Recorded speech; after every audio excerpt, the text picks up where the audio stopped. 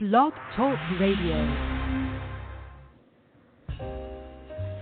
Live from Washington, D.C., it's Quintessential Listening, Poetry Online Radio.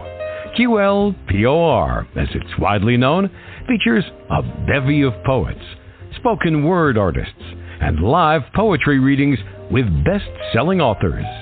Your host is Dr. Michael Anthony Ingram. Good evening, everyone. Tonight, the spotlight is on acclaimed poet and author Scott Hightower. Scott has 4 books of poetry in the U.S. and 2 bilingual collections in Spain. As an accomplished editor, he curated the bilingual poetry anthology 2012 Women Rowing. His literary accolades include the Hayden Carruth Book Award and the Barnstone Translation Prize. Originally from Texas, he has traversed the globe, sojourning in India, Italy, and Spain. He now lives in Manhattan, where he teaches at New York University's Gallatin School of Individualized Study. His 7th book, titled Imperative Despair, published by Rebel Satori Press in November 2023, is a poignant and unflinched exploration of grief after the passing of his partner of over 40 years. The collection has been hailed as a standout contribution to contemporary and LGBTQIA+ poetry. Scott Hightower, welcome to the podcast. Thank you. Thank you. It's good to be here. Thank you. I appreciate that. I'm really looking forward to talking with you. So let's begin this poetic journey. Before we do anything else, I'd like to know, Scott, what is poetry? Well, a big question that I spend 14 weeks every semester kind of trying to figure that one out and peel that onion. But for me and for us today, I think that poetry is the most important medium for me for studying the human condition in its vast array of interconnection. As an artist, that's the medium I've chosen, and I think that's a method from which we can study the human condition. Yeah. Right. You know, actually, I hear an echo. Uh-oh. Are you connected to Direct Connect as well still? Maybe that could be it. That's what it is. That's what it is. All right. Did I get rid of it? All right. Fantastic. All right. So, better? Yes, fantastic. Perfect. So poetry is a human connection. Tell me more. Flesh that out for me just a little bit. What do you mean by that? Well, I think there's a lot of different things that can be celebrated in poetry. I mean, for me, it's an expression. It comes down to compassion, kindness, candor, and joy. The ability to empathize and see the world and understand the world, and also express yourself into that dialogue. And I think that can be serious and sad business at times. It's honest business with a candor. I mean, telling the truth is important, but you don't have to weaponize it. The way you say the truth can bring comfort, or the way you say something can bring despair or urgency. So I think candor is an important element to the war chest, and I think that one should never turn one's eyes away from joy. So I would say compassion, kindness, candor, and joy are 4 important elements in that exploration.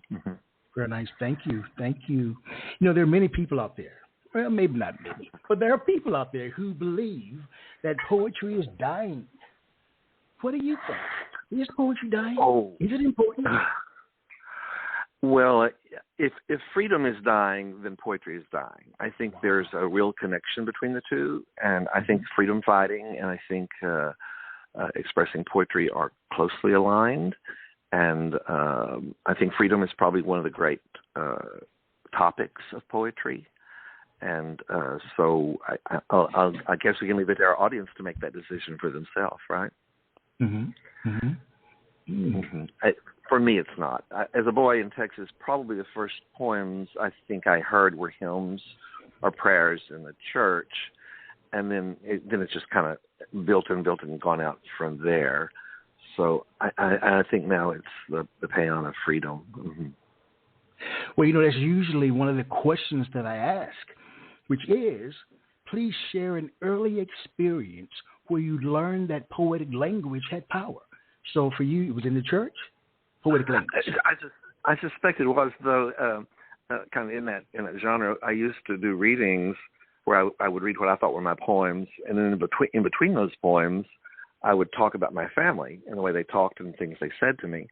And like I would call my mother in Texas and ask if it was hot, and she'd say, "Oh, honey, we're living in a burning land." Or I would call and say that I heard they had a terrible storm. How were they on the ranch? And she'd say, "If you're looking for shade, don't come to the ranch. There's not a leaf left on a tree." so I would talk about my family in between my poems, what I thought were my poems. And, after those readings, people would come up to me, and they never would talk about my exercises that I thought were my poems. They always want to talk about those stories that I was telling in between the poems. So it took me years to really understand where my songs and stories of poetry rested. That's where the heart of it was. It wasn't in my academic exercises. It was in something else. So, so I guess my roots do go back to the way that people, talked on that ranch. All right. Thank you. Your new book, Imperative to Spare. Please share with us the inspiration behind writing the book. Please talk to us. This is, I know that you usually are very inspirational in what you like to do here. So this is a bit sadder, perhaps, than some other things. I lost a partner of 41 years, and then in that process, I kept writing because just because someone that you love dies doesn't mean you kind of forget how to play the piano. So the talent was there, and my practice of writing was there, and it really kept me going. And so this particular book is a catalog of those emotions and those explorations. And Jose was a friend of Gabriel Garcia Marquez's son, Gaddy, and I came across a line in a book by Gabriel Garcia Marquez that said, "Eventually everything happens. I have seen with some patience the unforgettable become forgotten and the imperative to spare." Wow. And that's an English translation, but I took those last three words, imperative to spare, and made that the title of this collection. And, so that's where it kind of comes from, how it came about. All right.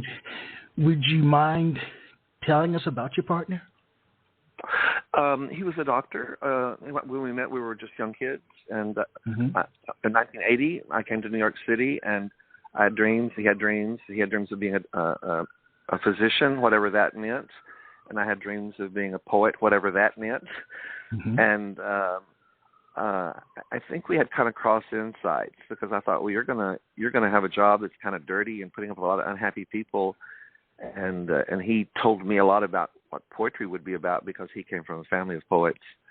So we each kind of crossed into each other's futures and became partners. And it went on for 41 years. It was great. It was a wild ride. It was a great experience.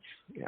So 41 years. But the loss is there. But so when yes. And that kind of loss, there's different kinds of losses that we all have to experience in life. But I guess I've been kind of working a lot on traumatic losses, or when we're pushed to accept cataclysmic change. So it's the kind of the shock that comes with the kind of change that arouses us kind of feelings of the numinous. So it's not just about suffering so much as the aesthetic and transcendent emotions that come out of that sudden jolt. How long did it take you to write the book? It came in about a year, actually. It came rather quickly because I was writing pretty much every evening. So, and there are other manuscripts that have been written since this book, in all fairness. So, so when you were writing this particular book, you never truly heal. You become healing. It's a process of healing that you live in. It's really a process. It's never finished, it is. You know. Yes, it is. Grief is not something that you can put a time stamp on in terms of when it ends. I know that from my own life. It's not that easy. Not that easy at all. That's right. Yes. Please talk to me. Well, I was saying maybe I'll read there's a poem that's kind of the most jolting of the poems in the book. Maybe I should get that out of the way so that it would kind of free us up to take a little lighter spirit. All right. Would you like that? Would that kind of set yes, please. Please share. Please share. Thank you. This poem is called Last Privacy. It was published publicly. So, and there's a word in it. Some people might not know. It's the word kite. A kite's in a kind of a hunting term. It's kind of creating a large funnel with stones and walls where you drive the animals into where you want them to be before you execute them, and that word appears in the first line of the first and last line of this poem. Last privacy. Ancient kites found in deserts of the Middle East are constructions aimed at driving and trapping game animals. They consist of long, dry stone walls converging on a neck, which opens into a confined space used as the killing floor. The last night, unknowingly, I lovingly effervesced the long catalog of my admirations for you into your ear. Hammer, strike, anvil. The last morning, I studied you sitting quietly, studying the water in the toilet bowl. I brushed your hair, gave you a kiss, told you I love you. Minutes later, we walked outside our door the final time, rode the elevator down together, crossed the lobby and vestibule, out the front door, onto the wide sidewalk of our building, all the while unaware of the drive, your last moments under a bluebird sky, your last moment standing at the end of the fatal kite. Wow. So that's kind of the heavy, that kind of puts that out of the way, I guess, for us, and kind of sets the experience up for the reader. Mm-hmm. I'm wondering, again, you've written a number of collections. Does it hurt you to write poetry? No, it doesn't hurt me. No, it feels great. Starting a poem is a little painful sometimes, knowing that you have to get into it and pull it off. For me, writing up is a little bit daunting, but no, it doesn't hurt me. No, sir. And I don't write to, that was the thing about this book too. When I finished it, I mean, there are a lot of these mic drop endings as you see on that poem and others. I got good at it. I mean, I got good at sharing kind of this horrible experience and cutting it into what were public and private expressions and what were different ways of dividing experience.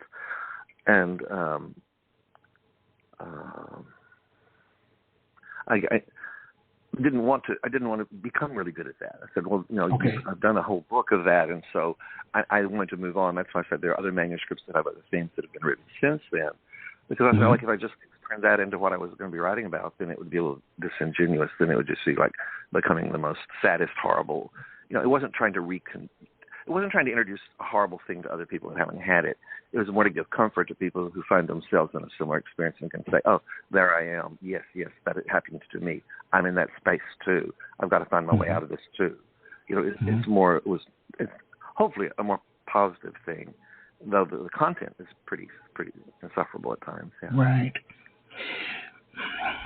But I think, as you said about life, and maybe I'm paraphrasing and I'm taking it to a place that we hadn't talked about yet, that life is good, bad, ugly, as well as indifference.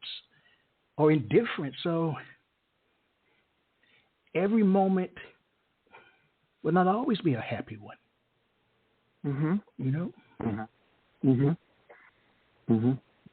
I mean, there are often times when I wish that we had a Mary Poppins-like existence, but that's just not the case. That's right, and as much as we like having choice and freedom and make decisions and things, sometimes it's just about accepting what comes Yes. at you. And Yes. and that's death is a hard one because, I mean, death is really a tough thing. It's a tough thing. Yes, it is. You can be mad at people, you can be mad about politics, and you can be angry about a lot of things in the world. I'll tell you, the only thing that I have found to really hate is death, because death can do to a life, to your own life, is just sometimes so staggering, and you really can't, you have to accept it. You can't negotiate with it, and you can't get around it. So the sooner you kind of come to embrace and accept the trauma that's happened to you, then the more you can kind of move on to understanding and drawing more aesthetic lessons out of that experience. Yes, but I agree. As you get older, some things you just have to accept them. You don't get to. We like to achieve. I think we like to share about achievement. We like to teach each other.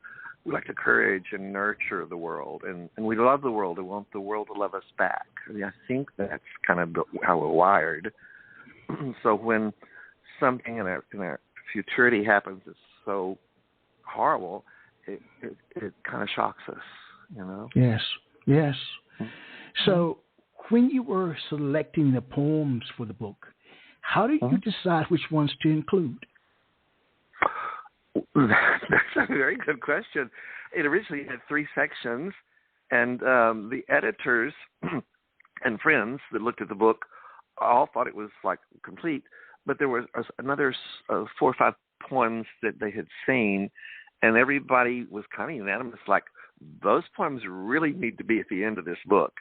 And so the book has a 4th section called Renaissance, Rebirth, that was added on to close the book out. And I'll read you. You want to hear one of those poems? Maybe? Yes, please. Yeah, please. Well, we'll bookend that book. All right. Or there may be a couple that will make some sense of it. This is called Meditation, Point of the Eyes. Stillness and the discomfort gap, and the distributor cap. Do you enjoy the way I clean a plate? Who will fill my absence? You are afraid of me, of my surety of principles and my frailties? Though you lead and I but serve. The work of attempting to look the abyss in the eye and not blink goes on. Oh, how we take one day at a time, one night at a time. Count the kittens, smell and enjoy the puppies. Urgencies, no shame, no secrecies. Baby, who else holds time is offering you the world. Resourceful people bring a lot to the table. Myrtle Beach, a bungalow in Puna, a penthouse terrace in Manhattan. Comfort, peace, and respite from pain. A blunt, you and your abrupt endings. You with your bag, me with my pillow. Me and mine. You are safe with me. We all have to learn to live with the detectable and the undetectable.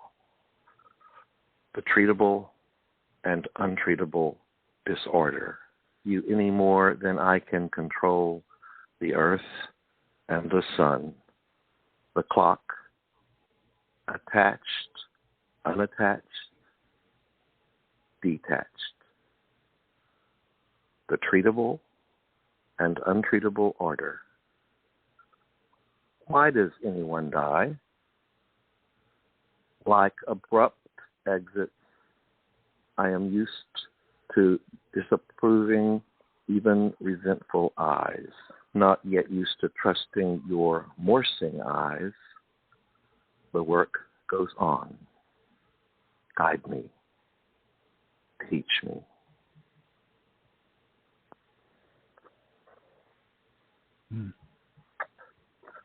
Yeah. Oh, wow. What are a few of the lines in that particular poem that you're really proud of? What were those lines? Well, some of the simple ones are like, "Do you enjoy the way I clean a plate?" So that's actually a stolen line from someone else having a meal with me. All right. But I think that's a beautiful poetic line, you know. It is. Any others that stand out to you in this moment? Yeah, I probably believe I can't quit you any more than I can control the earth and the sun, the clock, attached, unattached, detached, the treatable and untreatable order. Yeah. That's beautiful. Yeah. And I wanted to share, too, you made a statement prior to sharing the piece that hopefully would make sense. But I was thinking to myself, it doesn't matter whether it makes sense to me or not in terms of the order of the poems, as long as it makes sense to you. Right. Well, I think the books I've written before were very more academic and much clearer, almost higher in language, Mandarin and Homeric, and literary. I haven't had to do all that stuff. And this book, it was very important to me that, it's a lot of big, high, exalted ideas, but I really wanted the language to be very elemental. Okay. I wanted the emotions to be elemental and the language to be elemental, and for the metaphors to be elemental. It's still it's still decorated, but it's not decorous. And a lot of people when they write about death and about pain and loss and funeral area things, it can become very decorous poetry. And I didn't want that. I wanted this to be, a different sound, a different thing. So I kind of allowed a lot of things to jump in and jump out, a lot of conversational language and some phrases that, like there was a little bit of the Brokeback Mountain in that poem. I can't quit you, isn't there? So I certainly allowed this poetry to spring around in other places and have different valences coming and going. And I think what you just said, I don't know that, there's a kind of a linear clarity for me, the writer, but I don't know that I'm putting that on the reader.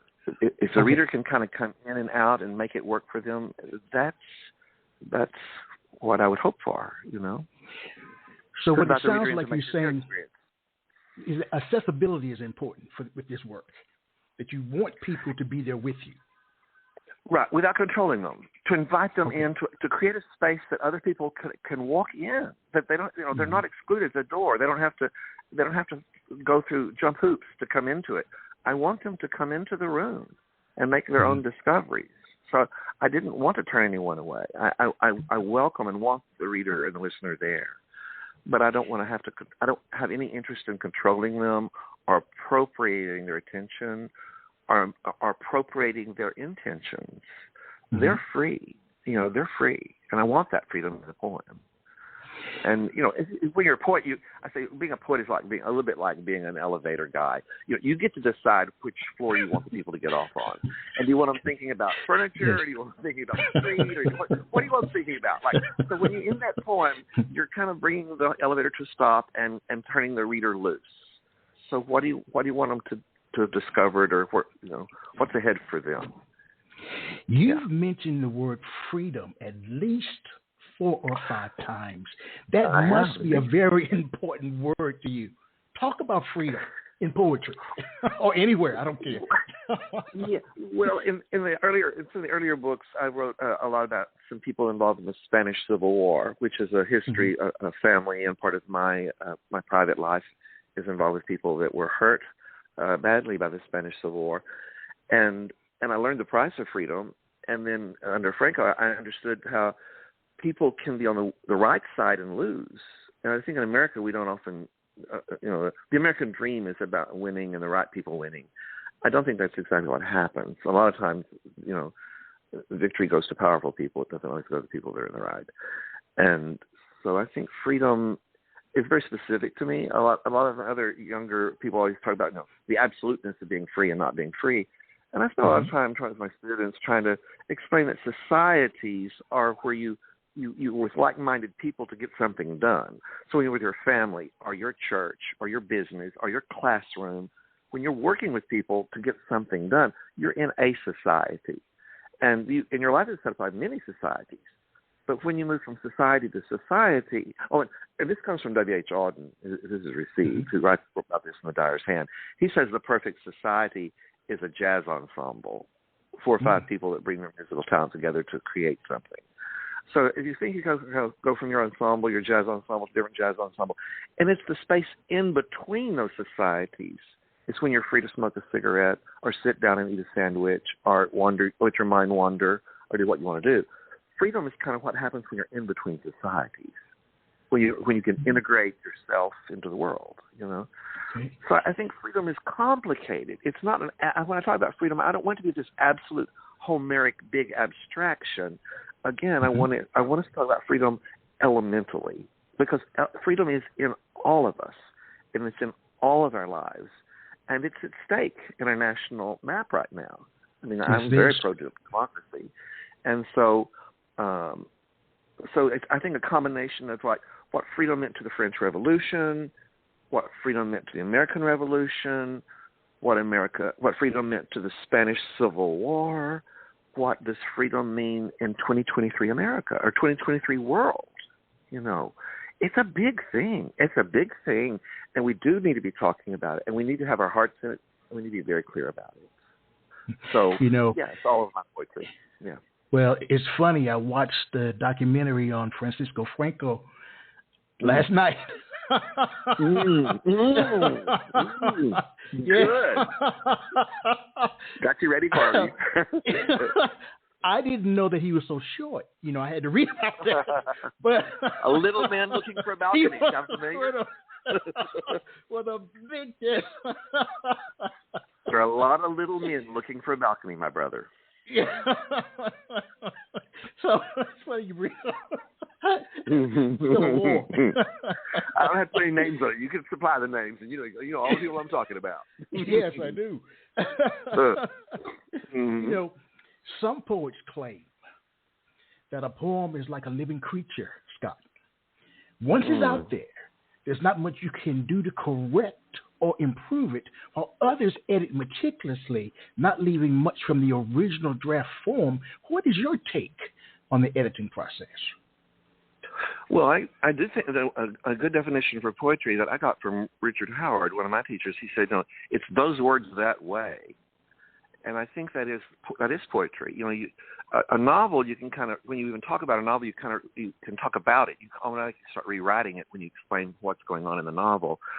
When you poem, we don't do that. Poems would quote the poem. It's that word and that word and that word. Those poems that way, and I do think that while we're alive, we can orally, project and do stuff with it. But once you're gone, it's on the written page, which leads to another point of poetry that I am interested in. That I do believe that poetry is both has an oral and a written tradition, and that all poets are accountable to both those traditions.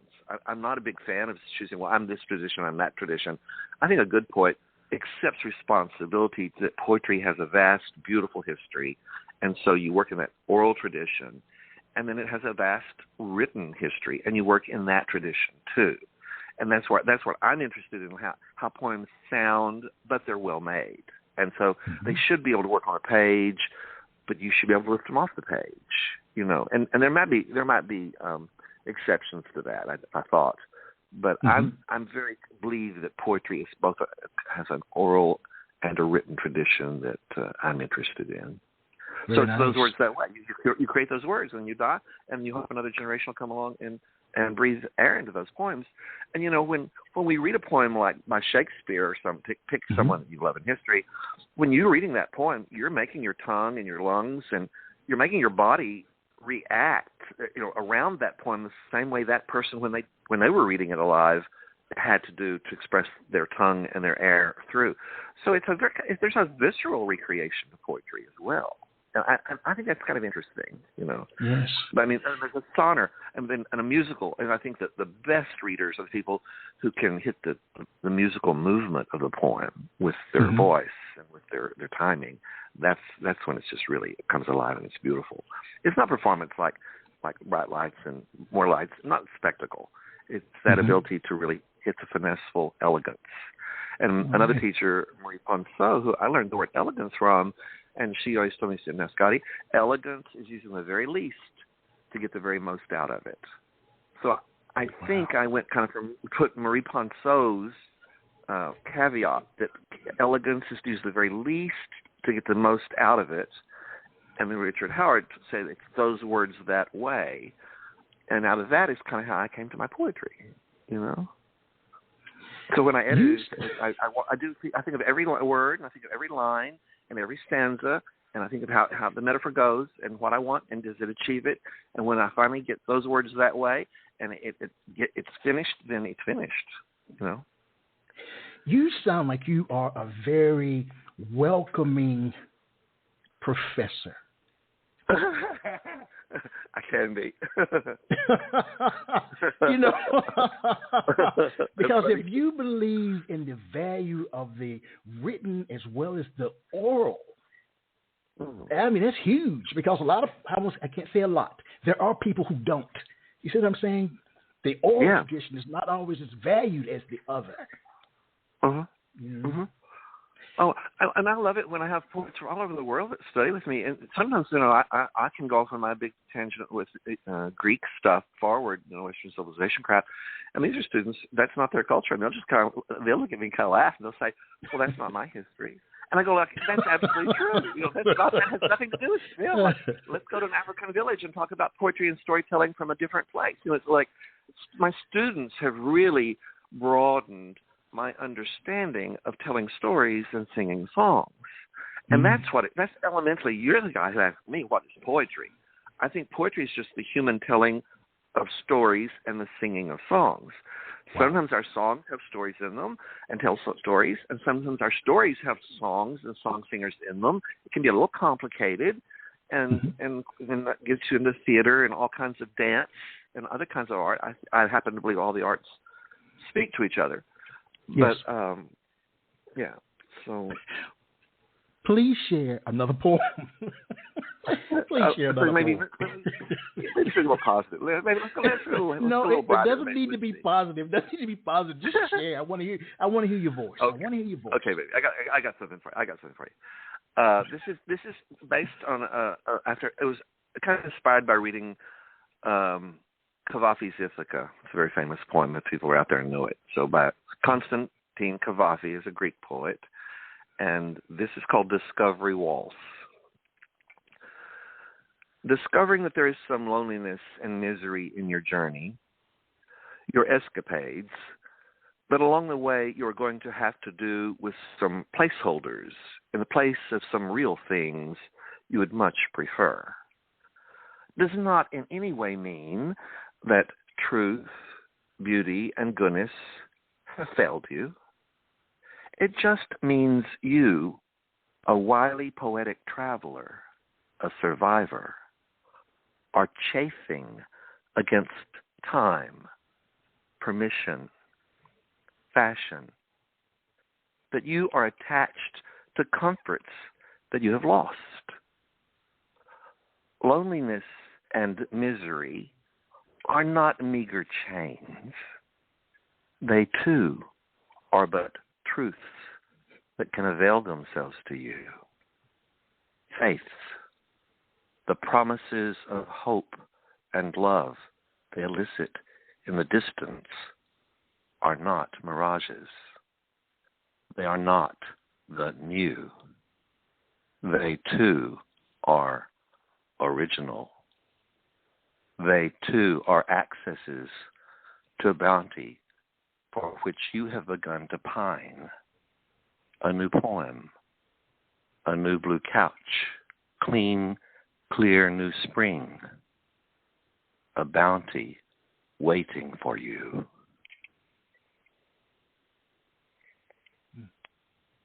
A little happier?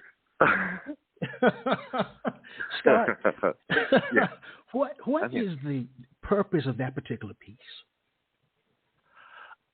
I think that calling us to discovery. All you ask our point is poems are discoveries. We're learning what we think. Every poem is a discovery. It's committing ourselves to something, and then we kind of travel in the writing of it. And then in the writing of whatever it is we're trying to explore, we come to understand and know something, and then we're left with the poem. We're left with the tribute of that search. So I think this is calling us to keep ourselves open and to keep putting one foot in front of the other and learning about ourselves and learning about the world, and the courage to think there are beautiful things in the world. So we want, like I say, I think we want to say I love the world, mm-hmm. and we want the world to love us back. Mm-hmm. And I think that those times of grief are hard times. There are times when things are not going your way that boy, it's really hard. I mean, you don't want to be around people. You don't trust the world anymore. You don't trust anything, and you're kind of given up. And that's a very poisonous black cave to push yourself into, a dark cave to go into. So that's a poisonous, dangerous cave. And I think we really each day, in poetry, keeps me going, has kept me going, has kept me back on the voyage. Take the beautiful voyage. So who is the speaker in this poem, and what kind of person is he or she? Well, this is probably a wiser person than me, that's for sure. Talk to me. You're on the Michael Anthony Ingram show. That's funny. Well, this is the seafarer. This is the person who has traveled, that knows the world, that has been, that knows there are bigger places, that understands. So many of us, we all start in one place. Our minds, we all start in a provincial beginning. And then we grow and add layers, and then we meet people that take us to other cities, and then we meet people that take us to other countries, and then we encounter other languages, and other languages take us to other poetics, and other poetics take us to other ways that cities are organized in mysterious places, that some are in the middle of miserable deserts, that there's these fantastic cities, and then some cities are in these beautiful forests, that mountains and everything around them, the vistas. There are different kinds of cities with different languages and stories and adventures in each of those locales. And I think this person is worldly. This person knows some of the dimensions of the world. And I think it's speaking perhaps to those who are on the journey. Maybe you've got a little ways from home. Maybe you've gone a long way from home. But it's that to anticipate that you can buy beautiful perfumes, anticipate you'll see animals that you never even knew existed. Go for those wonderful, joyous discoveries. It's the Argo. It's the Argo, which ancient Greek boat going around the Middle East to make discoveries when the world didn't really know itself yet. Mm-hmm. But I also heard a weariness. Yes, well, I think experience. You pay for your experience by losing some innocence, don't you? Yes. Isn't that Blake? Yes. The songs. We have the songs of innocence, and how can we tell the tiger from the lamb? And he who made you made me. The thing that made you made me. Yeah. We're going to take a brief break, but I'd like you to share one more poem before we do. Please share. Ooh, thank you. One more poem before we go. Hadn't even thought of that. Okay, I know what I would really like to do. This is called View from the Ditch. It's kind of based on the story of the Good Samaritan. You know that one? Yes. The biblical story. Yeah. So this is a poem that evokes that. It's called View from the Ditch. It's nice to have dominion over serpents and scorpions, to live with another set of eyes, to trust. Nothing by any means shall hurt you. Life's possibilities and mysteries, to be petted and to pet. Jesus in Luke, who is my neighbor? And before that, Leviticus, how shall the stranger be treated? The sojourner fallen among thieves, the man in pain. Empathetically, the Samaritan's view reaches toward the man in pain, the view from the bottom of the ditch where the dog shits. Why flaunt your good blessings? Why bother to cast dispersions on those whose wings are clipped, no fault of their own? Twice passed by on the other side, rock bottom, surmises being a kind of self-indulgence. The Samaritan goes to the fallen sojourner and bestows him mercy. What is mine is yours if you have need of it. My safety is yours if you have need of it. Wow. Now that break? Yes, we'll be right back.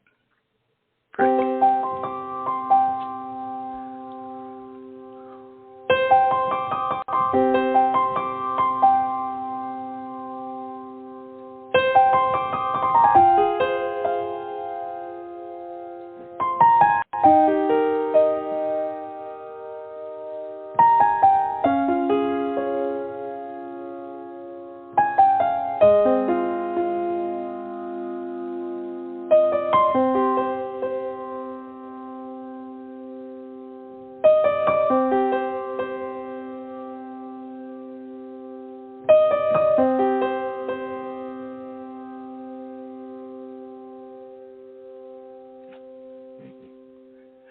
We are back.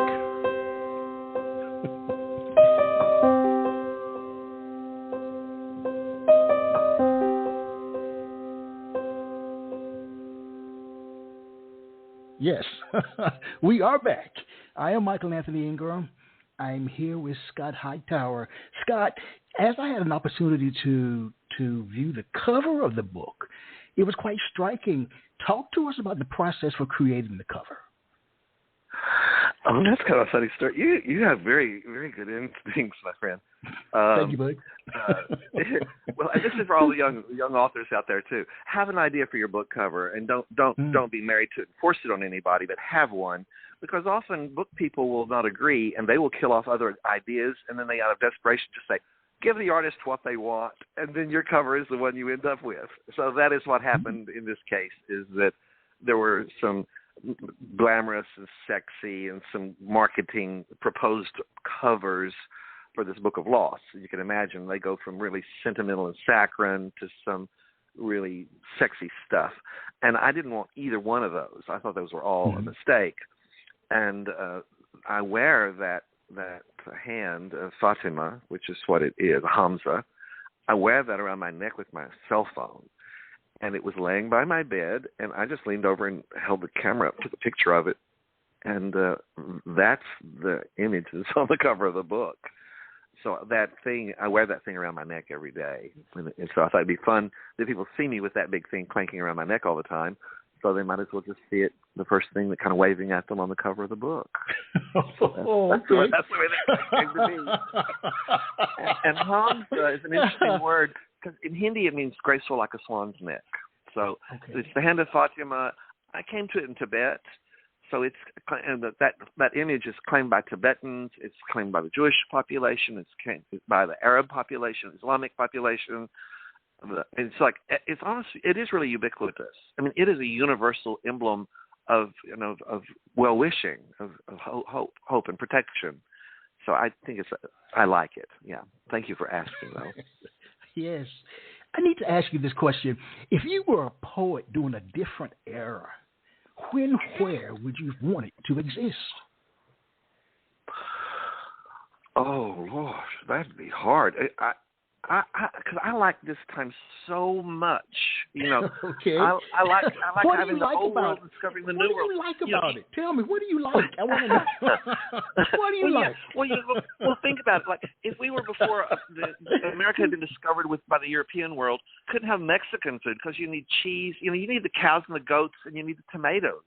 You need, right. You couldn't have pasta with tomato sauce. You couldn't have good cheesy Mexican food. And like, I love that we come out of the world where the whole world is discovered and shared itself with each other, and I love that we do know can know each other's histories, and we can learn each other's songs, and we can learn each other's languages. It's such a joy to me to be able to learn another language. I just thrive on that. So I wouldn't want to live in the world where it hadn't discovered itself or didn't know about itself very much. I'm a really happy camper to be living in this big crazy world that we're living in. Yeah, I like it. There's a lot of diversity in this world. I'm a New Yorker. I thrive on diversity, brother. You know, I like all kinds of food. I like all kinds of food, all kinds of people. So is writing a poem letting your guard down or building a wall, my friend? Probably neither. Okay. For me. All right. Talk to me. Yeah. I mean, I think it's back to that invitation. It's a little bit like building a sculpture and then walking around it and seeing how the air goes through it and the light goes through it and knowing that other people then can come and walk around it and look at it and test it and see what they see in it and enjoy it and admire it in the daytime and admiring it at night and then admiring it on a rainy day and admiring it on a sunshiny day. I think of a poem as like being an outdoor sculpture that it's kind of that invitation to the dance. I don't think it's building a wall, and I don't think it's that at all. And I certainly don't think poetry should be weaponized. When you start weaponizing poetry, then you get into manifestos, you get into other kinds of writing, which we need and have, and that's legitimate things. But a poem is it's a special thing. A poem it's compact. It has that, like I said, it has that terror in it, but it has that joy in it, and it has both. Another great teacher was J.D. McClatchy, and he taught me about he's cooking. It was one of his great metaphors. And he would say, if you bake a cake, you don't want it to be all cake, because that just gets you dull and boring.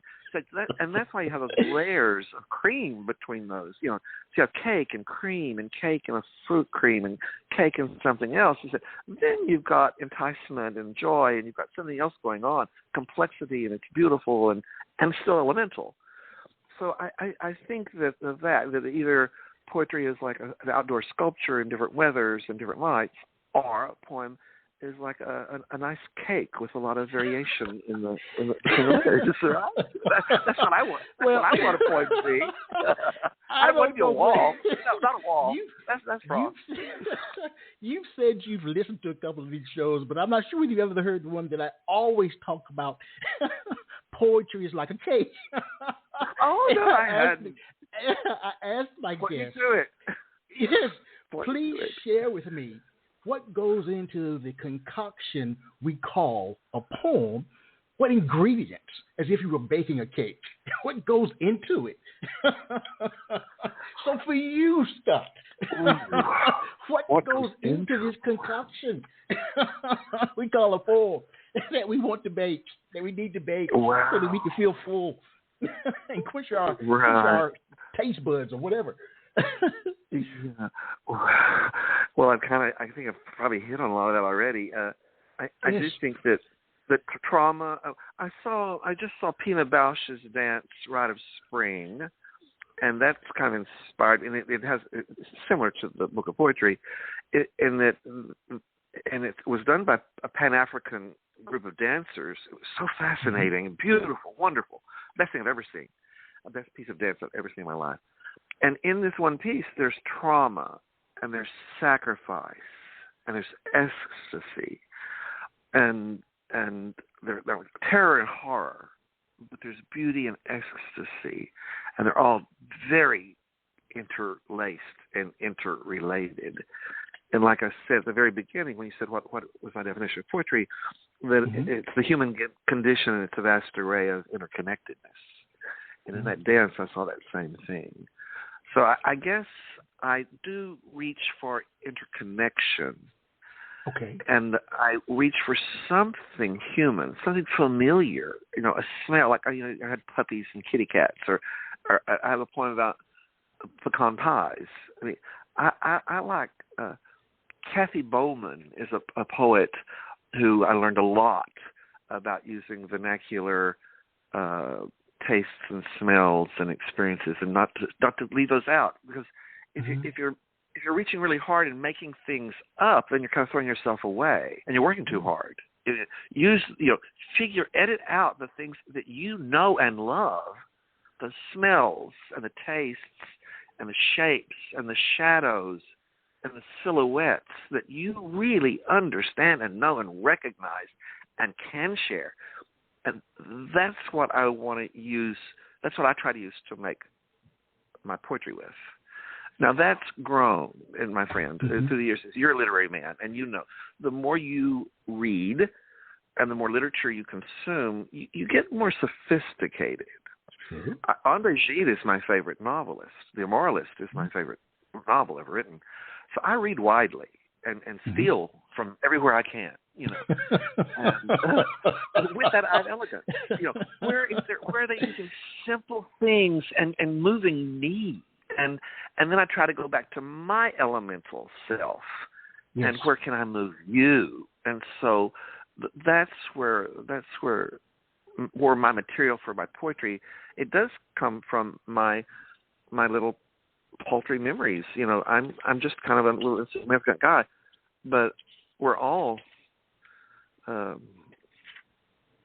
compendiums of times and memories and smells and things, and I think writers are best like reading Baudelaire. When you read all that beautiful stuff of Baudelaire, all those the definiteness in the body, but all those shaping stones and all that, the opulence in those poems, it's just so scintillating and gorgeous and beautiful. And Baudelaire gave us that, you know. So he had that to give us, and so I try to have whatever it is that I've got to give with mine. Now, I didn't ask if you hail from a literary background. Oh no, baby! I was raised on a working ranch and worked. And I ran cows and horses, and till I was 17 years old, I worked on a working ranch. Was worked like a dog, and then and I still have relatives in Central Texas, the Hill Country, and they raise buffalo. But we raise bison. This is old Texas. We're not talking about new Texas. Okay. So I come from a very agrarian. I have a very agrarian background. Now, but then I presently live in New York City. So. Okay. With this particular book, Imperative to Spare, who was in the driver's seat, you or your emotions, as you wrote your poems?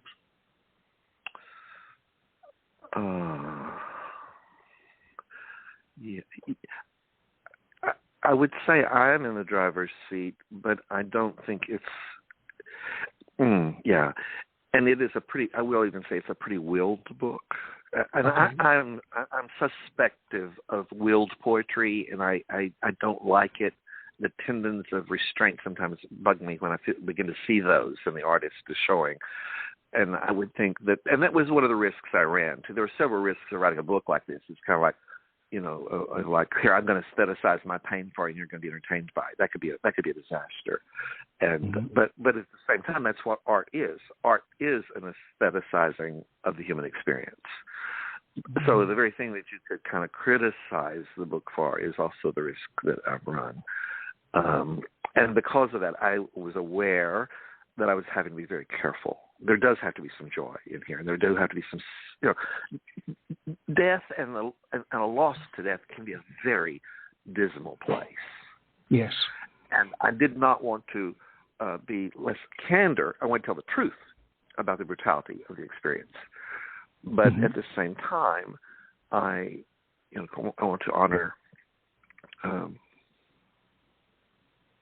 a broader spectrum of life. Yeah.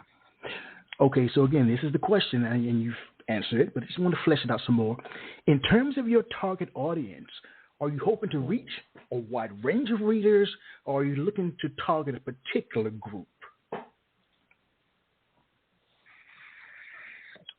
That's a question. That's a good question too, because I'm kind of on that right now. I mean, when you put a book out, you know, a publisher's job is to sell the book. An author's job is to find readers for the book. Okay. That's kind of what I'm doing with this book right now. So I don't know. I'm finding that out, my friend. I'm finding out the answer to that. I don't have that answer really. I'm discovering that. I'm looking for the readers.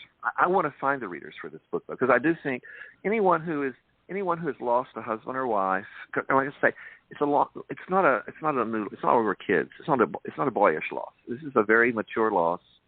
And another man, Mark Doty, wrote a beautiful book about 20 years ago, losing Wally, his husband, to AIDS, and that was called And so it's a very decorous and beautiful book. But I wanted to contribute something for after COVID and after AIDS and things. That there are a lot of people who have lost, and in the whole world, there are widows and widowers, children, people that have lost things. And I hope those people will find this book, and hope they will read it, and they will see something of their own experiences, at least reflected, so they don't have to suffer in isolation. I don't give them answers. I don't point the way, but I just would like to provide some kind of compassion for them. You know, here's a relatively broad question. We live in a world where there's good, bad, and I said this earlier, ugly as well as indifference. So what do you, based on your knowledge of the world, your lived experience, what do you view as being the role of a poet in modern day society? You're good. But this is what I love to teach. I love to teach about the role of the poet in society. The role of the poet in society, boy, you just sneak out there with this little soft voice and your little laughter. But that is such a big question, bro. It is a big question. That is but I ask everybody, I've asked it 468 the role times of now. The poet in society is a huge question, and you know it's a huge question. But when you, wait a minute. When you said earlier the word of weaponize, and I was thinking, how do you weaponize poetry? And I was like, wow, I need to look that up on Google. How to weaponize poetry? Answer that question. You don't weaponize it. That's what the answer to that is. But yeah, sometimes poems will enter a world where it needs to be. But back to the role of the poet in society. Again, I will say once, when I was a young poet, I asked Richard Howard, a man I studied with very early on in my career, and said, Richard, like, everything's already been said. And like, we can all read books and write poems. It's like anybody go out and read a novel or read a book and then come in here and read an essay and then write a poem about it. It's like, what are we doing? It's like everything's already been said. Everything about the human experience, and we had a lot of discussions about how everyone that lives sees the world in a different way. Yes. And we think about how many people are on the planet. That's how many different visions there are on the human experience. That's so big. That's a lot. That's diversity. And then we would talk about, well, not only everyone alive has a different lens, but everyone who has ever lived on the planet has a different lens on the human experience. And all the unborn children that we hope will come, they will see it different because they'll have other kinds of challenges and other kinds of things they'll deal with. They'll have Gag City. I love Pink, and that's a Nicki Minaj reference in case those people know. So everyone who is alive, who has lived and will live, have a different view on the human experience, and it's only one experience. So that's a lot of visions. And then when you put that many lenses and looking at the human experience, and then you realize that all lenses also distort. And people change their minds, and young lenses age, and some perspectives are not right. So there's that much looking at the human experience. So I was asking Richard that question. It's like, hey, Richard, everything's already been said, and it's been looked at, and, what are we really doing as poets? And he really quietly looked at me and kind of smiled, and he said, Scott, nobody was listening the first time. Wow. And that gave me permission to become the poet I am. And like I say, to romp and stomp and to express and to steal and to do whatever I have had to do as a poet to make my poems work, I think the role of the poet in society is to go ahead and try to go for truth, beauty, and goodness within the moment of their time, knowing fully well that every poet before them was trying to do their best too. I mean, if we're all just doing the best we can before we lay our head down on the pillow, and that brings us peace. Wow. And and freedom, that we have tried to really not appropriate or hurt.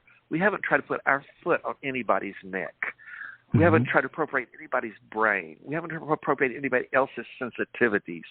It's about learning to live with that grace that, you're entitled. You are entitled to the life that you've got, and other people are entitled to their life too.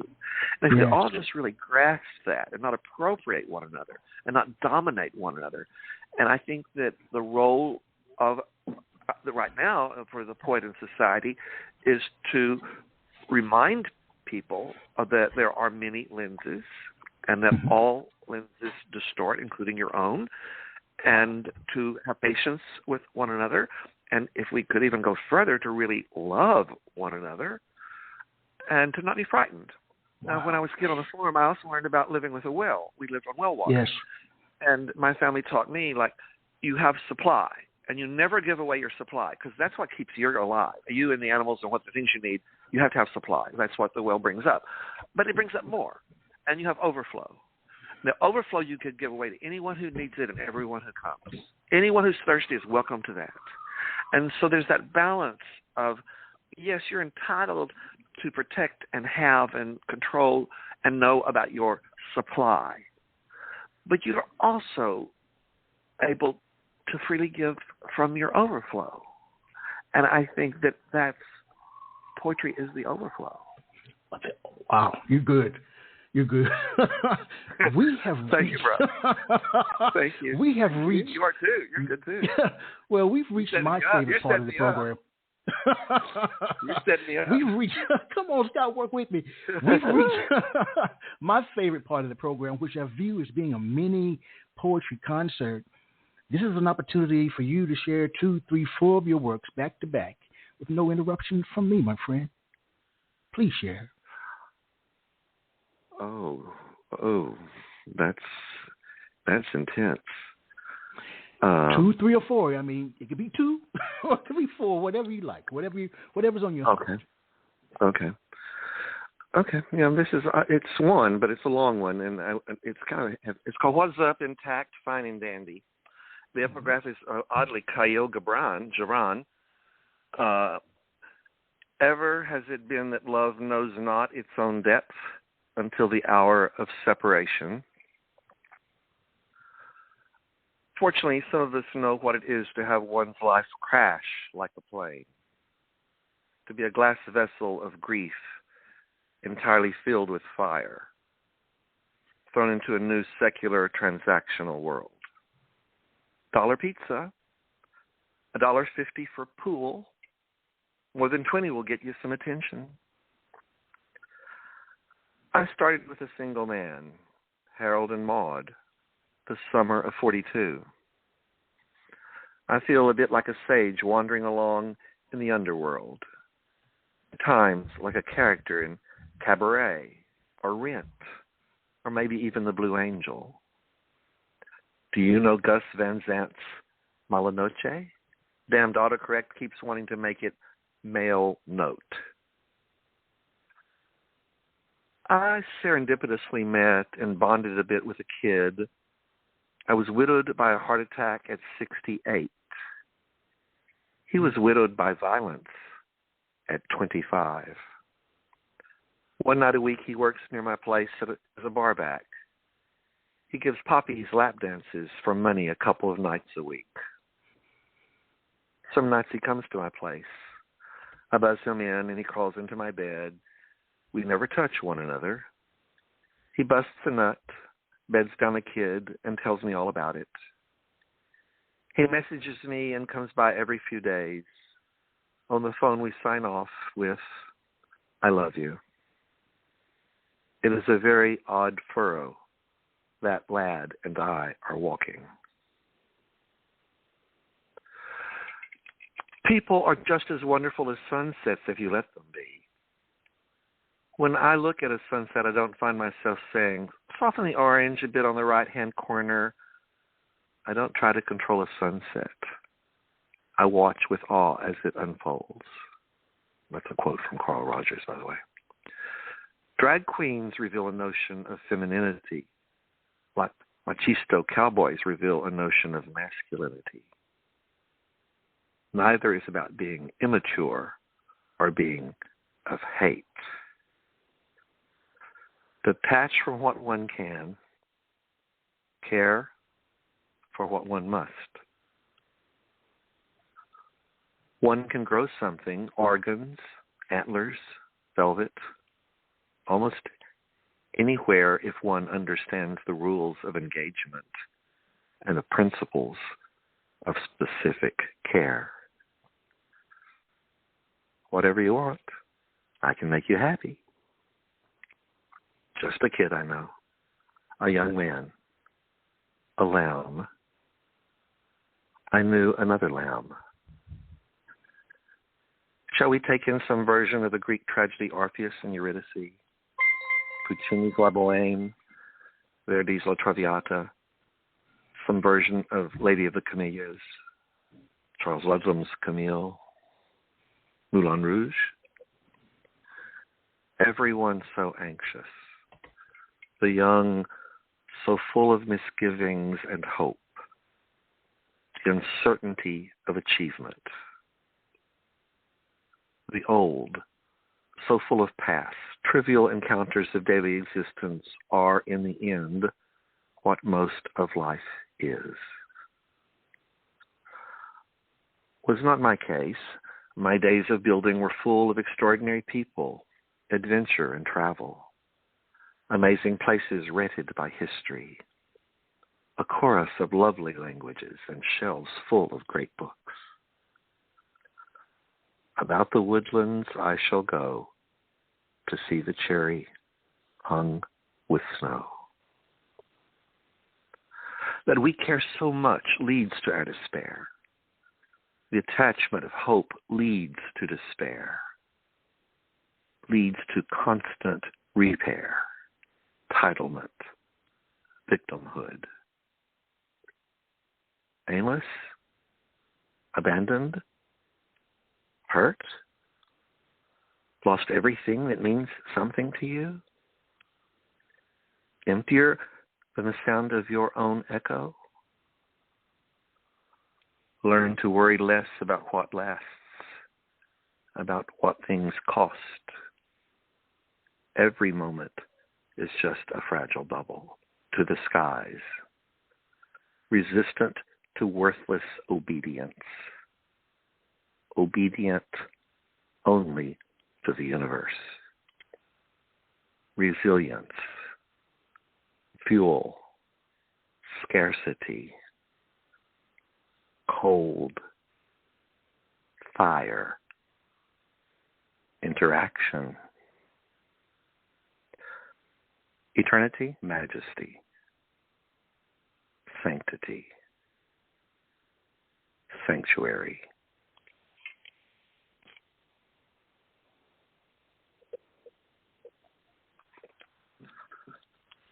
And that poem has a big ending, I guess. It does. It did. Yeah. You okay? Yes, I am. Just listening. Just listening. Mm-hmm. Just taking it all in. Mm-hmm. Thank you. So, as we reach the end of this poetic journey, almost the end, rather, what do you think your work, and you've answered it before, this is just one final sweeping, whatever.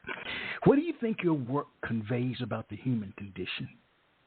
Or you could focus on this particular book, but the human condition. Yeah, you're going back to my definition. Well, I think that what I said, we are passionate things. We're passionate creatures. And I would like for us to think of our expression of our life as an expression of compassion, kindness, candor, joy, those things I mentioned. That to think of ourselves and our poetry as being out of the community and back to the community. And our differences are interesting, but our likenesses are more important. Wow. What did you learn about yourself, my friend, from writing this book, Imperative Despair?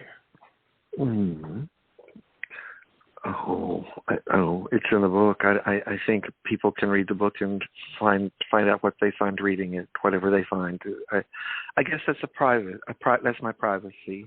So I would like to offer that privacy to the readers. You know? All right then. Wow. Where can we purchase the book? Amazon.com. Rebel Satori Press, rebelsatori.com is out of New Orleans. They also have it.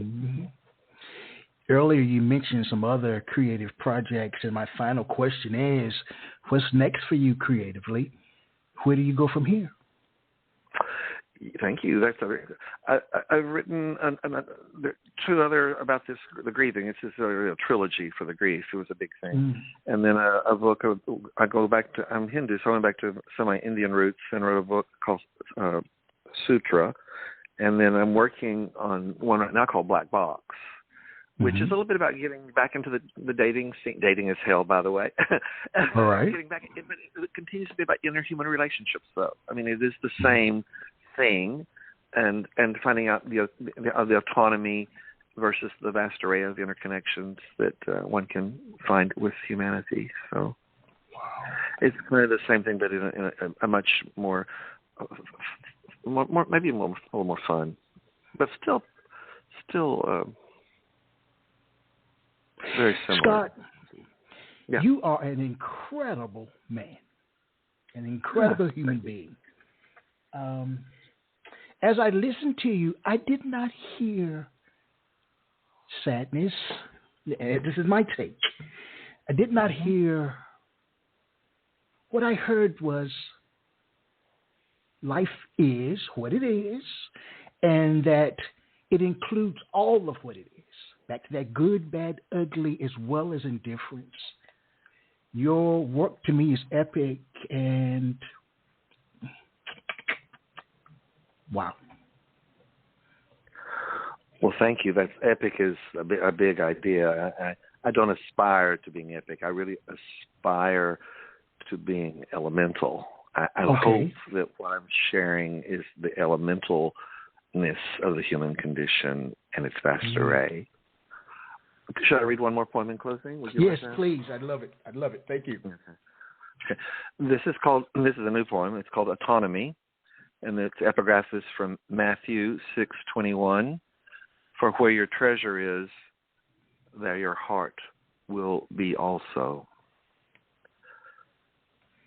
Trauma, sacrifice, ecstasy. So many games. Voice 1, you only live once.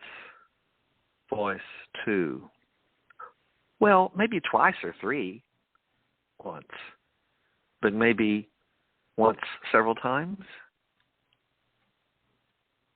It is not desirable to play one off against another, though one may discover that one wants more than elemental friendship with a character, the personal, the public, the private. Each of us is a unique compendium of need, desire, and memory. In my waxing and waning for validation, what if I decided I could clearly declare I wanted more share of someone else's compendium? Eager to be soothed, more from someone else's eviscerated cadaver full of sparkling stones. One person yanking up another over constant permission may not be about autonomy. It may well be about the gratifications of control, an anxious exercise of consent. I want someone to want me, rustling in their black bush. Who wants all the unsolicited privileges that come along with a package of trust and time? There are moments the stakes suddenly feel high. eventually the tide turns, always turns. Time to adapt, affinity, circumstance, fourth quarter. There are moments the stakes suddenly feel high. Thank you. This was really fun, and I would like to thank you and everyone for listening. Well, I'd like to rephrase my final statement that your work is epically elemental. How does that sound? Thank you, my friend. Thank you. Thank you for listening. The book, oh, thank you. It was an incredible time with you. The book is Imperative Despair. It's available now. Scott, I wish you nothing but the best, man. Go in As peace, you continue your journey, you know, I know it's not easy, but as you continue your journey, I say nothing but the best to you. Thank you. All right. And to the listening audience, as I share with you every time we're together, let poetry ring somewhere throughout the land. Good night, everyone. Quintessential Listening, Poetry Online Radio, is available on iTunes, Spotify, SoundCloud, and Stitcher. You can also check out the website at qlpor.com.